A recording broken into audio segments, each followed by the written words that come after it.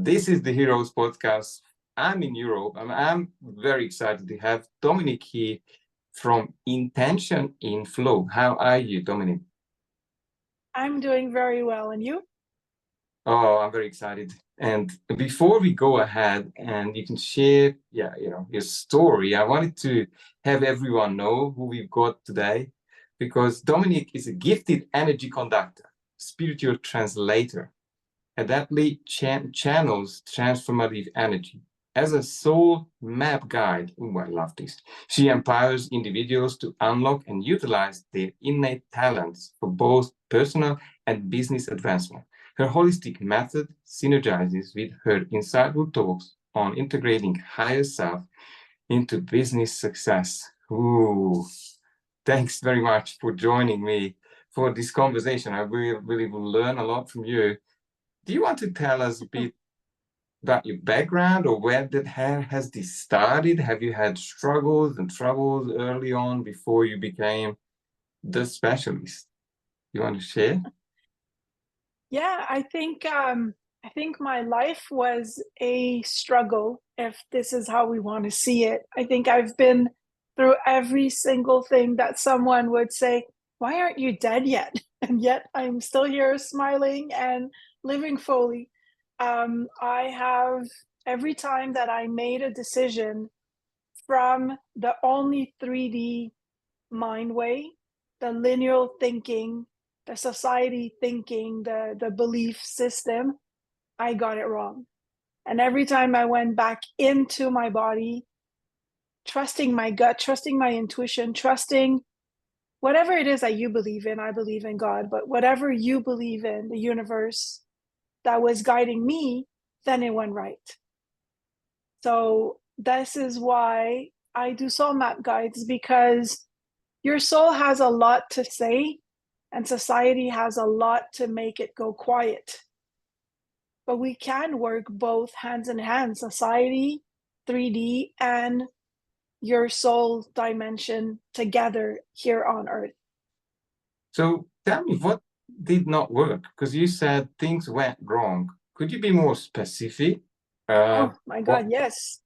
What emotions? Do you want to share so we actually understand what was not working for you, and how did you? Well, I had a lot of self-doubts all my life. I've been a nomad since I'm 14, so it's been a long time. And traveling the world is, for me, the best school that there is, because you get to learn from everybody and you get to pick and choose. But by doing that, you're also going against, well, now it's more common to see people that travel a lot. But when I was younger, there was not a lot of people doing that. And especially like going from one place to another, like I would go in the summer where there's work, then in the winter where there's work, and usually move about every 3 to 4 months. And so everywhere you go, you have to restart all the time. And restart doesn't mean that it's always going to go well. So there's a lot of things that came at me. I went bankrupt 3 times.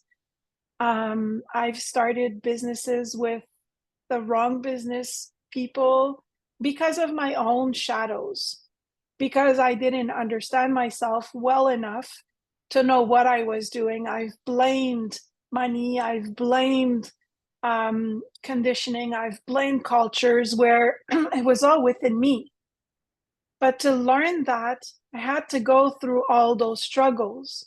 And like, if I can be more specific in one thing in particular, I remember living in Mexico when I was maybe 18 or 19, and I got offered an amazing job, like amazing job. But I didn't like the hotel. The hotel was completely like wrong for me. Everything they did was against my values, but I still went in because the money was good. Society says, get a good job, get a good pay, and you'll be fine. Well, I ended up working 7 days a week, almost 24 hours a day, going burnt out, having to be in a psychiatric hospital at 20 years old, completely burnt out. And then years later, I understood that my need of not confronting the truth or owning my own word was the reason why I was getting stuck in these things. Took me a while, right? But I got there. And when I got there, I started trusting my gut more. And how many countries have you been living through these experiences? You said you've been on the road, you had all of these odd, I don't know what kind of jobs. Or did you just take anything that was seasonal, or what was driving your? I've always worked in hotels, bars, not as a bartender, more as like making the menus for the mixologists. I've always been into more like the trendy places. So people knew me in the hotel industry from very young as the person that goes in and kind of like makes concierge services happen, real concierge services. And think of services that are out of the box, like in storing sound therapy on the beach, you know, in places like we're talking about 30 years ago. We're not talking about 10 years ago where sound therapy is a thing, you know. So I was known as the person that would go in and teach the staff how to use their words. I'm sorry. I'm sorry about this. So I would go from hotel to hotel, and at one point, the hotels would call me and they'd say, well, I think that maybe we need your expertise. I worked on the exchange currency for many years until I was 35 years old. So they would say, well, we'll give you room and board, we'll give you a plane ticket, and you can come and work. And so I got to pick the hotels that I was working in, which was a lot of fun. Did I answer your question? You did. So this was mostly North America, or did you travel No, I around? was all over the world. I worked in 18 different countries. When my kids were born, we lived in, I think, like lived, I'm saying 3 months and more in about 10 different countries. But before them, I worked in about 18 different countries. Well, what country do you want to just share with us so we have an idea? Yeah, I worked in Morocco. I worked in Barbados. I worked in the Bahamas, Canada, United States, Mexico, Belize, Guatemala, Honduras, Nicaragua, Spain, Romania, Austria, Scotland, Ireland. I've never been to Australia. This I've is always wanted to go there. so you've really been around to experience these countries, and I'm wondering, like you mentioned Romania. I'm now talking from Budapest, Hungary, so just in between Austria and Romania. How have you been? How did you manage the language? Did you just get by with English, or how did you do this? Well, when I was in Romania, it was later in my life, so we could find translators, like on phones. In my early years, when I was like in Morocco, for instance, I actually had to learn the language. In Romania, when I was there, I we got translators, so that made it a little bit easier. But we still didn't have the translator where you can voice and they voice back. So people were laughing, and being funny opens conversations. And in Romania, there's a lot of people that speak Spanish. Yeah, And Spanish is my easiest language. So that's really how I got by, and really knowing the people. And we lived in Brasov, and my neighbor was from the Philippines, and he married a French teacher. So they both also helped me a lot. what an adventure! I was looking at Romania, moving to Romania. You may know it's a part of Romania that still has millions of Hungarians, and we have some history there. And it's a Yeah, beautiful area, yeah, and that's it amazing. is. The people are so nice. Yes, so down to earth. So then what happened? How have you started to shift or change, or have you, because this is too, you mentioned hospitality, hotels, and now you are a, what would I call this, channeler, spiritual type of guide. what has got you to what you're doing today? I think I've always done that, just using different words, because everybody has access to channeling. I'm not someone that is uncommon. I am very, very common. We're all the same. I think that by understanding how your body talks back to you and where your information comes from, you're channeling. So I've always had these body like, let's call them shivers, you know. Well, I know when something is yes and I know when something is a no, but I've known that from when I was very young. And so I go into businesses, and when they're telling me nothing works, the first thing I do is I look at the energy. But I didn't tell them that at that point, right? When I was younger, I'd have to make like a whole essay on why the white wall should be yellow, or you know, why they shouldn't have I don't know, like a fully religious I went into a hotel once in Mexico, and they had like the charisma, the dinner, the how's it called, the holy, like the holy meal, and the whole wall in the entrance of a hotel that was for tourists, that were their main tourists were coming from Germany and Russia. And they were asking me why there's no one in the lobby. I'm like, well, I don't want to disrespect your culture here, but this is not going to work, you know? And so those are very, very small details that happen in every businesses from not from before I was born. And it still happens today. The only difference is that today I can say the energy doesn't flow properly in your lobby, or all your employees are on their phone. So maybe the guests don't feel welcomed, and let's shift the energy. I can say these words now where I couldn't before.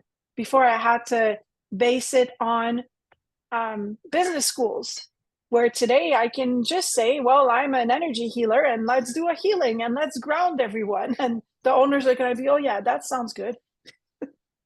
Powerful, powerful. And then you just stopped traveling when you, or you just served the same type of clients with, is this business coaching, would you say? Or it's, how would you position yourself? It's not business coaching, because there's a point where the people come to me to learn how, or to expand more on how their intuition is helping them in their business. So I believe that I'm guiding them. That's why I say energy conductor, because I basically help them channel their own energy with their own business. Now, I do help them in business because this is what I know how to do. But I'm not going to start doing lead generation. Like when people come and work with us, there is a team. I'm not going to do lead generation. I don't know how to do that. We all have our own specialties. I can help you with your marketing message, but I can't place the ads for you. There's someone that can do that. And there's a person on the team that does it. So that's why I don't call myself a business coach and more an energy conductor. People that come to me are tired of being in the 3D business, like traditional ways where they only look at data and they stress about it. They want to regain their sovereignty. They want to feel that they are whole, and they want to know that their intuition is actually guiding them in the right way. And this is why we help traditional business owners that own their purpose, or people that are already in, like light workers and intuitive coaches or healers or creatives that already know how to channel, but they don't know how to weave in with the 3D. Because this is where we live. We need to learn how to do business here, but let's keep it aligned and balanced so that we're all happy with it.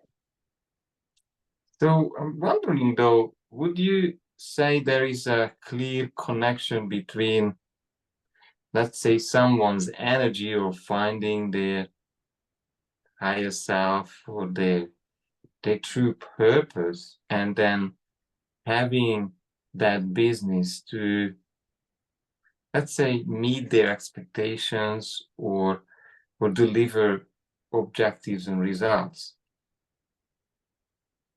Well, the business is an extension of yourself. If you're not happy with yourself, your business is not going to be happy with the rest. If you're not aligned and you don't understand how you function or who you are, the business is just not going to work. You can be making money, but at one point you're going to crash because you're going to be saying, well, I'm making money, I have this, I have that, but I'm still not happy. The questioning happens whether you're connected or not. But when you're aligned, the questioning is more, how can I serve better? When you're not aligned, the questioning is, why am I not doing better? Why am I not happy? Why am I not this, right? So I use human design to help the clients to really be aligned and to understand their own blueprint. And then I mix it with the channeling so that they really know what they're here for, but they can weave in the personal and the business side so that it feels aligned overall. There's a lot of things that we do that are programmed into us. For instance, overworking, oversharing, overgiving. But when we understand where that comes from, when we're doing it, instead of going into, oh, why am I doing this again? We're empowered by it. And we're like, oh yeah, I know why. Let me realign. And it just goes faster. So definitely it is connected. And would you say it's also directly connected to one's self-worth, or what they think they deserve? Because you said overgiving. Well, so yeah, what they think they deserve is one of the shadows, right? For instance, if you're not making money, it's not about the money. It's about your self-worth. If you are overgiving, it's not because you're scared to not have clients. It's because of the self-acceptance. There is an underlying truth to everything. And that's why human design is so powerful, because the human design kind of like gives you the map. And I say this to my client a lot. When you're going on the highway, there's exit signs with numbers. So if you want to go to a city, well, you know, like there's a GPS and you're being guided. If you take the wrong exit, the GPS is going to guide you back. Well, your blueprint, your human design is the same thing. If you think everything is about money, your human design is going to tell you it's not about the money. It's about the self-worth. It's about what you feel or what you perceive that you deserve. But where does that come from? Does it come from a religious background? Does it come it can come from so many things. And the idea is not to revisit the pain. The idea is to use this information to be empowered. I love it. And I've been explaining this to people, and I wanted to have you telling it another way, because I do believe not getting results, or less than, let's say, suboptimal results in business, as we know, I usually use the word, it's a reflection of one's programming or mind. And you use the word of you are the extension. I love that. And obviously something is not clicking. Something is in a misalignment when one is either working hard and not enjoying the process. Because I believe, and tell me if that resonates. I believe that either it's a solopreneur, either it's a business, I think it could be probably the best self-development tool if one has a mentor, a coach, so the learnings are not taking forever. So there is, let's say, someone to point out the blind spot, so the person is making progress and faster than usual. How does that? Is there anything to say? Well, a coach needs a coach, right? I mean, it's not, we are not meant to go on this path by yourself.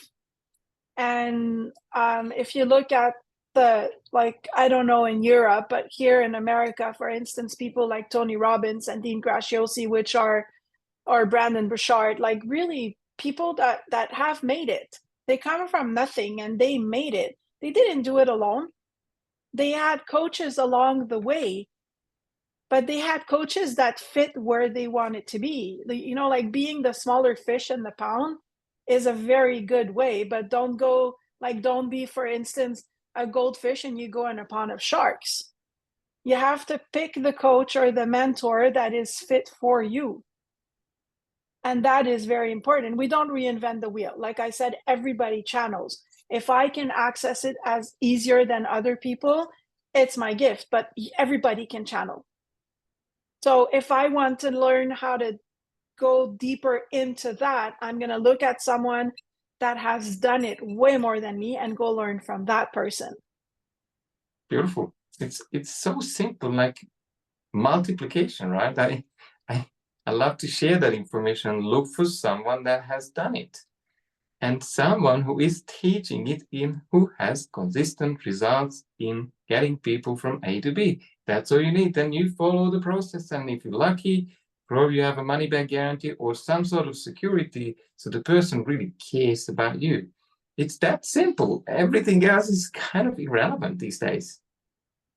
And I was thinking, who are your typical clients? If there is someone listening this video now or the recording, how would they know that they need you at this point? And what would be, let's say, the symptoms that you are able to helping them with? So my typical client has done a lot of self-work. They understand what the belief systems are. They understand the shadows. They understand a lot, and they have worked.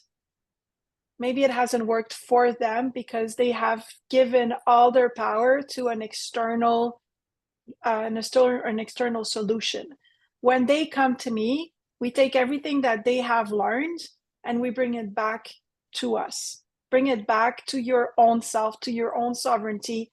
And we're going to learn how to be honest, because there's a big thing about honesty. I can work myself to the ground and nothing's going to work because I'm not aligned and because I'm making decisions that are not aligned with me.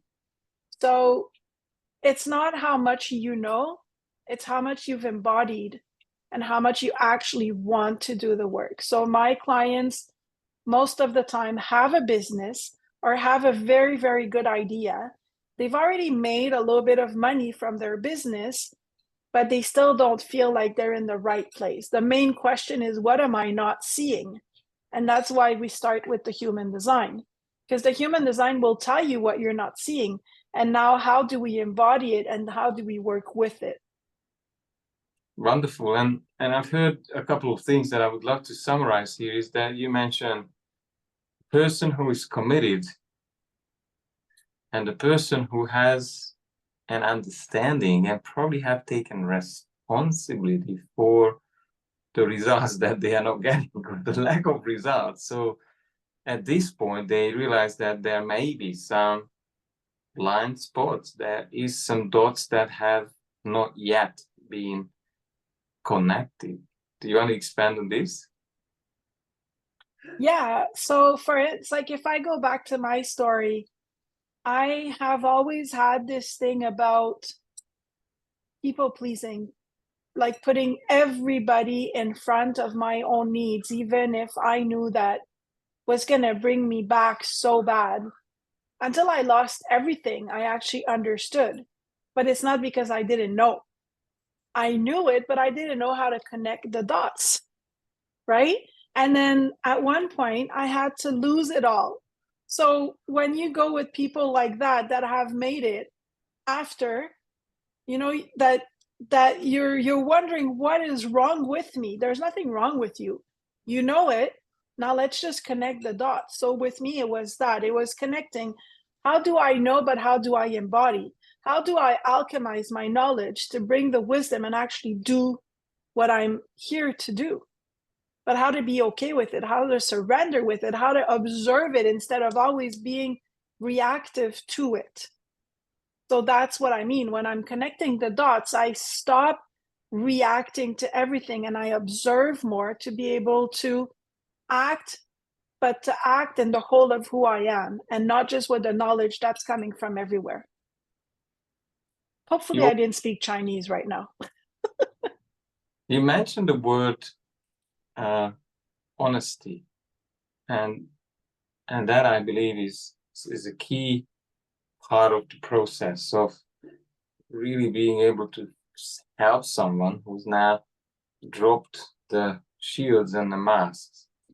How do you make them feel? I believe this part, in my practice, or what I've seen, it does tie up to feeling very safe first with you, probably.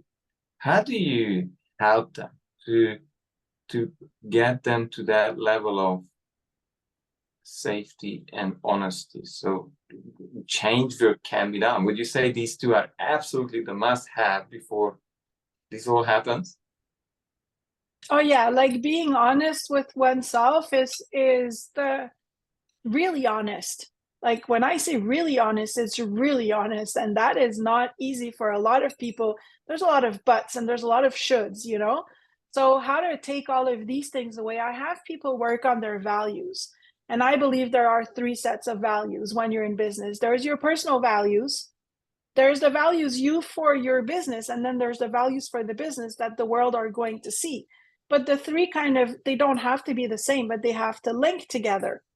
And when you're working on your business, if I can take one of my personal like experience, for me, my first value is in my personal life is my family. I'm going to put my family in front of anything.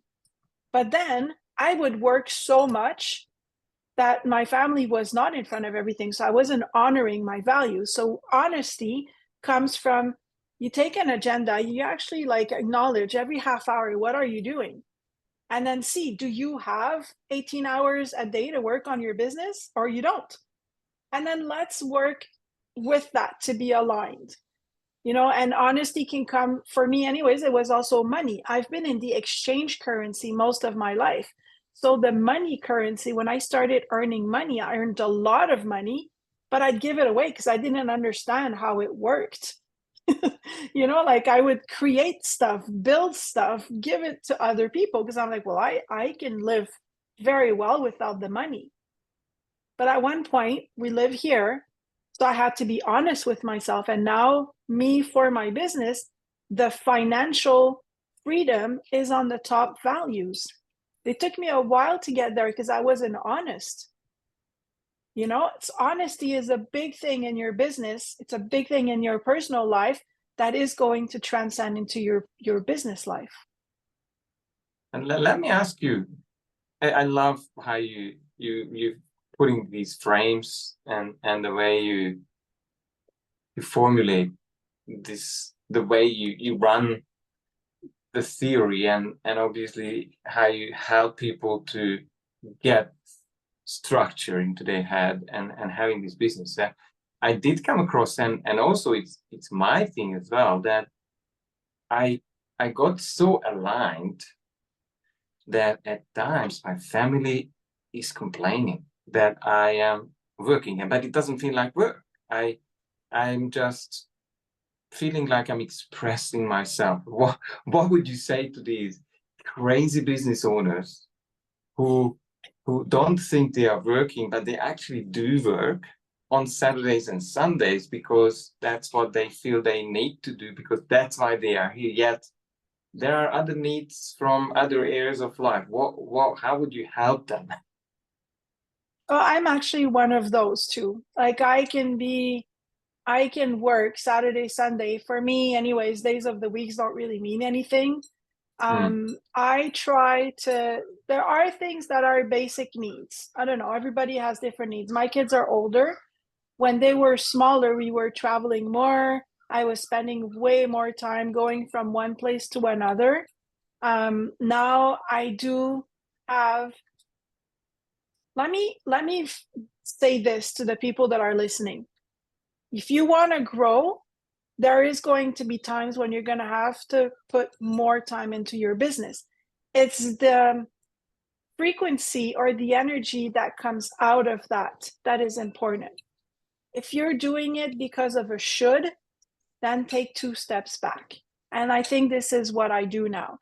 I know my kids like to eat properly. So if I can cook proper meals, I will. So I try to put my clients in the morning and at night so that I can be there. They don't have the same needs as toddlers. I don't need to be there for them all the time.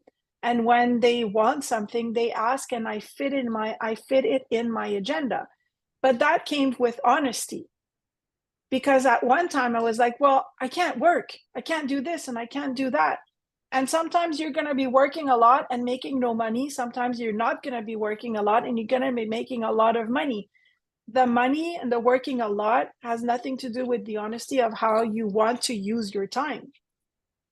But if you don't honestly look at your schedule, you're never going to know how you can use your agenda to help your overall life. I have a client that doesn't work on Monday, Friday, Saturday, Sunday, Monday. She has smaller kids. She really wants to be there, go to the park with them. But she sits at the park and she's on her phone working while they're playing. They're okay with it. She's okay with it. All is good. But she doesn't take clients in those days to make sure that she can be in and out as much as she wants. So it's being honest with your life. It's very insightful, and I believe there is not one type of solution. It's really, and my mentor used to say this, I believe, when you know who you are and what's important, then your business should support the lifestyle and the life that you dreamed about. And obviously this is a process to getting there, but I believe that's what you deserve, nothing less, to live the way you want to and contribute to whatever you are about. And that would really set you free. Is there anything to add to this? I think that when we learn how to take, and this, we go back to that in different ways all our lives, but I think when we learn how to take out the pressure out of all of this is when we know that we're aligned. You know, like whether you have kids or not, whether you want to have a social life or not, you know, you want to live in a different country or not, it has to be without pressure. Everything you do, like you're saying, you know, like sometimes you work a lot and your family looks at you work, but you're happy in your work. And then if they ask you for something, I'm sure you can just turn around and go and do something with them, whatever it is.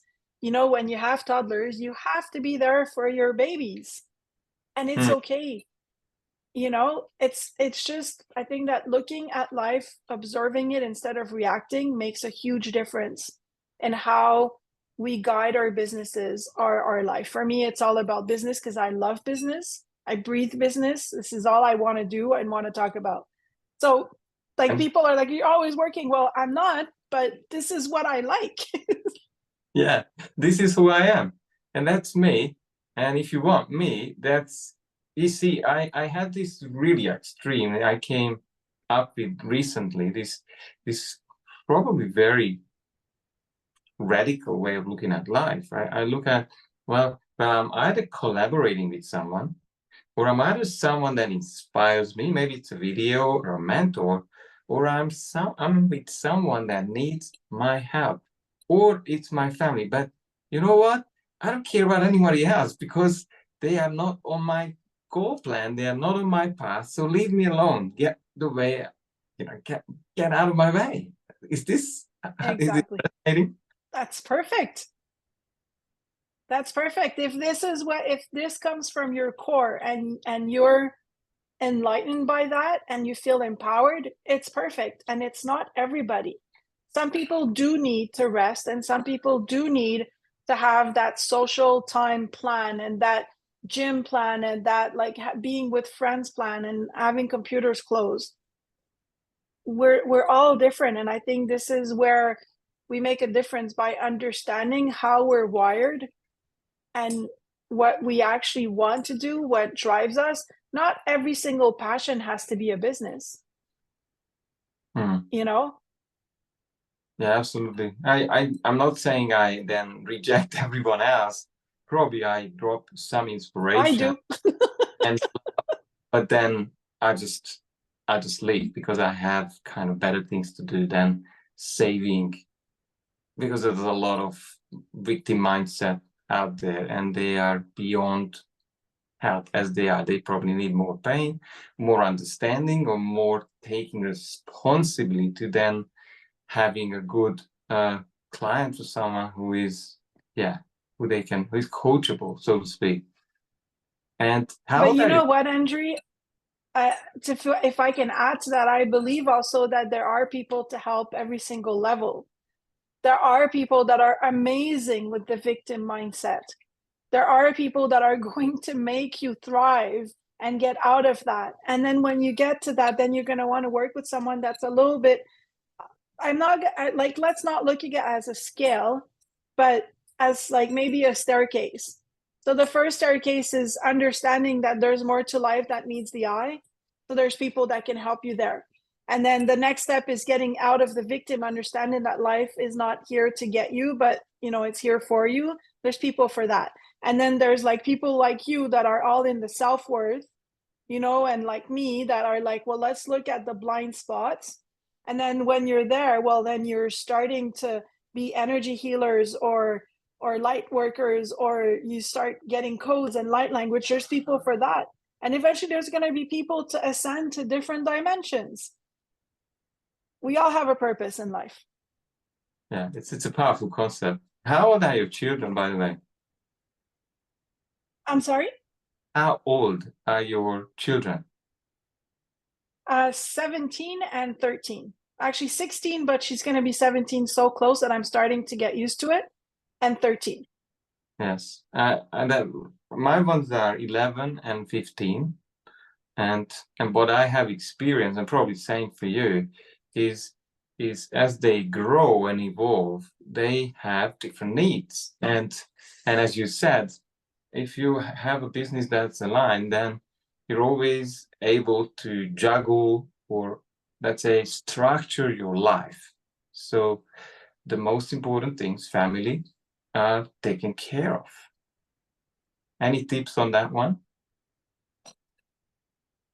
Again, it's taking the pressure off of it. Like, I spend my entire life wondering why they don't eat what I'm preparing, or why they don't sleep, and why they don't do this. Not my entire life, but when they were young, I was putting stress instead of just sitting down and observing. My kids are unschooled.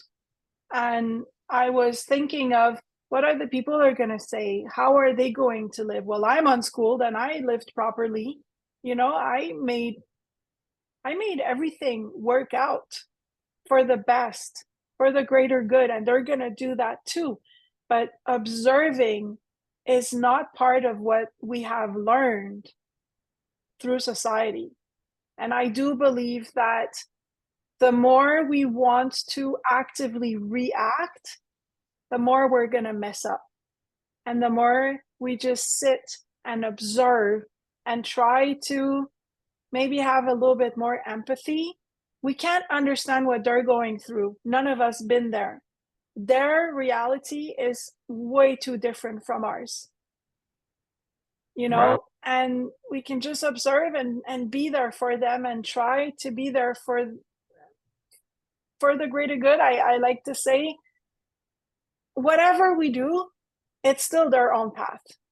We're walking our own, they're walking their own, and some points it gets entangled and then it disentangle, and someday you're going to feel like you're the driver, the chef, the event organizer, and someday you're going to feel like you're the neighbor, that they don't even know who you are. And all is okay. Just being okay with it, taking the stress off of all of that. Yeah, that's beautiful. And I've heard you saying you are unschooled, the children are unschooled. Probably that would be another conversation I would want to expand on, because that is, I believe, something that is I'm focusing on myself now. My kids are not in the normal school system. We've been homeschooling them, so I do have a completely different plan for their life to be empowered and really live from their heart, not wasting 30 years like myself with trying to find their self-worth or alignment. So what would you say, how to engage with you? Someone is excited to to chat with you and find out more about your services, what would be the first step? What's your website? How could they have I don't know, connect with you? So my website is intentioninflow.com, and my handles on social media are also intentioninflow. So on Facebook or on Instagram, but the best way is to go on the website, and you can send me an email, Dominique@intentioninflow.com, and we can start talking. Wonderful. And I guess that's the blind spotting type of conversation, to help them to see what they've been maybe oblivious to, right? Yeah, exactly. So if things went really well for you, Dominique, and probably it's going well, what would you be celebrating in 5 years' time? Well, so I have a huge shift that I'm working on right now. If everything goes the way that I am planned, we're going to be celebrating probably a retreat center and a lot of thought leading conversations. Like, yeah, probably going towards stages if everything goes how it's planned. It's happening this year. Oh, I'm excited. And what would be location? Are you allowed to tell us that, or? I still don't know, because being a nomad, what happens when you're a nomad, and you know that the world is your playground. So I cannot think of a place that I like more than the others. They all have their perks. So yeah, I think I'm gonna start hosting more retreats in the next 4 years to see if there's a place that's really calling me. I mean, I have a very, very clear image of a cliff and the ocean, but I don't know which country. It looks like Croatia to me, but I don't know. That's really close. I'm really excited about that. Where are you based now, by the way? Right now I'm in Canada. Okay. And who knows where you'll be in 6 months' time, I guess. Well, I was wondering, how do you pick the next locations when you are on the move? Hmm. So in this moment, I am honoring the fact that my kids are teens and they have very, very specific needs. Through the years, I've picked locations in very different ways.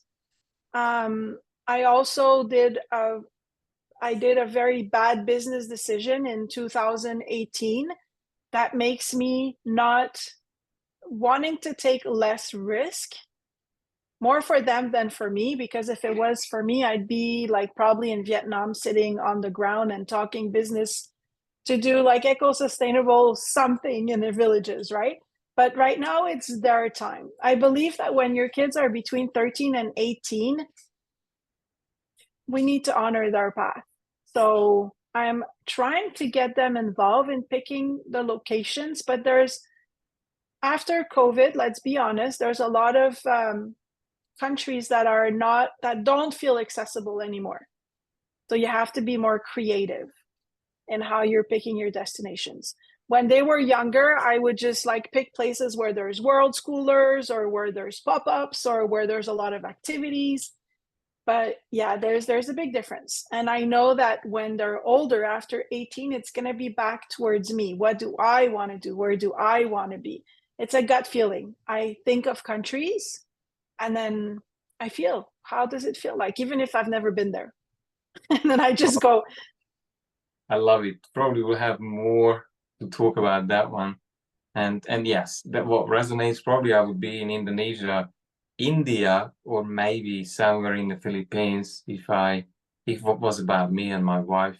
Yet at this part of where my kids are, they would probably want to build a little life and some friendships and grow some roots. So we are here to support that. But I wanted to ask you, how have you been able to manage and support them through, well, sudden or not sudden changes in locations while you were nomadic and traveling a lot and moving about, how could you help the kids?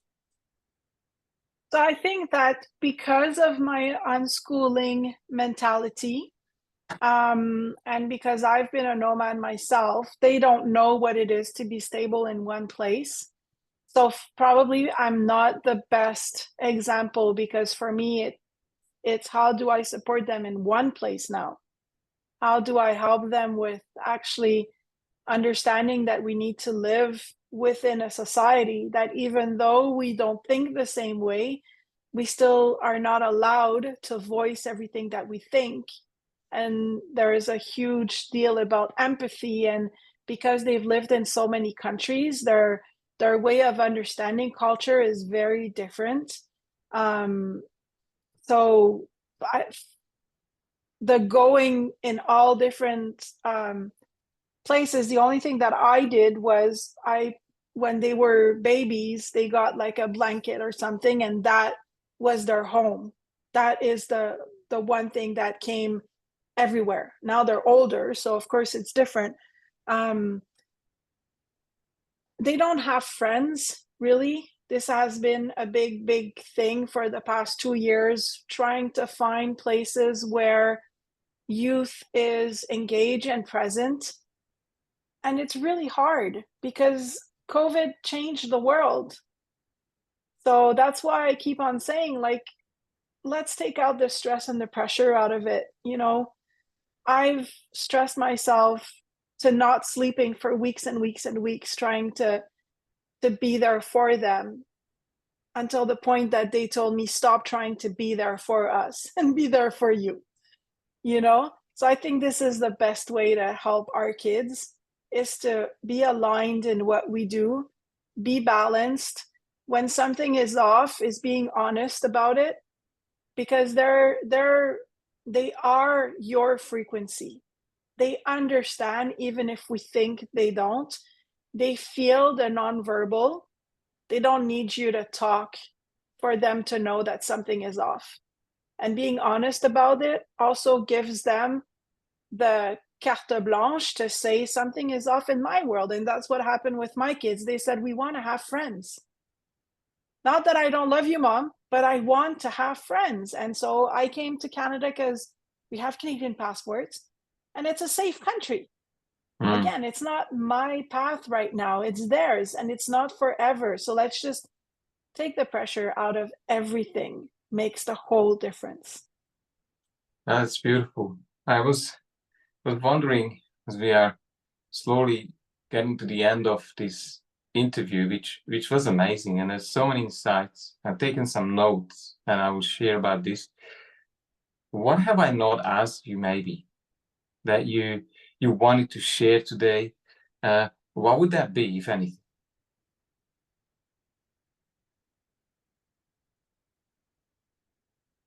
I think it's important. It's going to go back to honesty. If what I said today doesn't make any sense, re-listen to it, because something will make sense. And whatever that little thing that makes sense, well, then that's the nugget that you need to take. And if everything that I said today makes sense and makes you feel overwhelmed, it's all okay. I think that the one thing that is really important is to stop reacting to everything. We are ascending, the world is shifting, the world is changing. And if today you feel like crap, you feel like crap. And if today you're happy, you're happy. Everything is perfect. Everything is just the way it needs to be, even if it doesn't feel that way. So instead of reacting to all of that, just sit, have a coffee, have a tea, have a glass of water, and observe. And then fix your frequency, fix your vibration, because everything goes back to that. If you're breathing out anger, you're breathing out fear, you're breathing out that you've had enough, this is what the universe will bring back to you. If you're breathing out neutrality, just observing, not being overwhelmed, not being this, not being that, just observing that everything is there. This is what the universe will bring back to you, neutrality. And this is when you start expanding. Because when you're in neutrality, you're not reacting, you're observing. And then when you're observing, you can really grasp the lessons and empower yourself with it instead of disempower yourself with it. Yeah, you said it so beautifully, Dominique. That's when acceptance and peace and creativity just kicks in by itself. Any last words? I'm trying to squeeze out more. No, but yeah. Have fun. Have fun is my last word, I guess. At some point in our lives, we forget, and I'm totally guilty of that too. At some point in our life, we forget to have fun, but have fun the way you want to have fun. I stressed so much because I didn't have a social network. My fun is in traveling, is in seeing new places, seeing architecture, seeing buildings. Doesn't have to be in another country. It can be in the next village. My fun is walking in a village and seeing how people are interacting together. For me, that is bliss. Find what is your bliss and do more of it, whatever it is. Even if it's sitting down on your couch, 10 hours knitting, do that. Do more of that. Very insightful. Thank you very much for your time, Dominique, and I'm sure we will meet again and record it. Thank you again. That would be awesome. Thank you.